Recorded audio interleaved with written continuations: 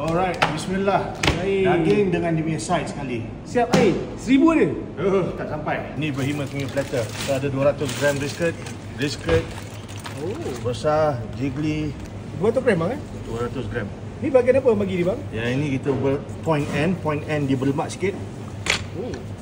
So total brisket ada berapa bahagian sebenarnya? Betul, brisket ada dua bahagian. Satu point end, iaitu dia punya end banyak lemak. Lepas tu lean end, dia tak banyak lemak. Dia dekat sini lebih pada daging saja. So tu lean end.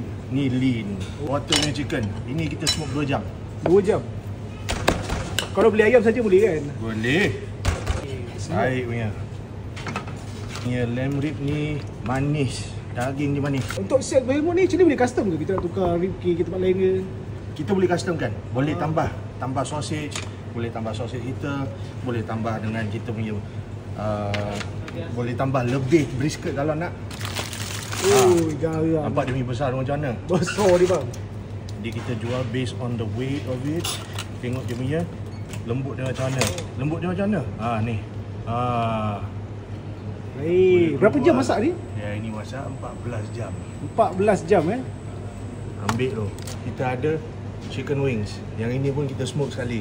Yang ni kita smoke kurang dari 1 jam macam tu. Sebab kalau kita smoke 14 jam habis kering benda ni jadi habuk. Betul. So dapat dah 6 pieces lah? Yes, dapat dah 6 pieces dekat sini.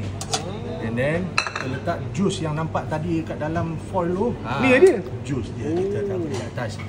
Rasa tu dia punya jus biar dia peram. Lepas tu kita serve sekali dengan benda ni. Ni yang geram ni. That's how we do Behemoth. Kita punya mashed potato, coleslaw kita, corn salad kita dengan kita punya french fries. Ini semua side dia lah. Apple pie dengan kita bun semua. Bun dia termasuk dengan dia punya set sekali. Semua ni 1000 ada ke bang? Semua yang ni 450 ke 550 ringgit. Bang, saya nak makan nasi bang. Tak nasi makan bang? nasi? Boleh, kita ada buat nasi. Ni dia nasi dah. Nasi kita buat sendiri dekat sini.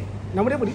Beard Yani. Beard Yani? Beard Yani. Kita gunakan kita punya smoke liquid atau smoke juices. Kita letak dalam sini, kita masak dengan tu.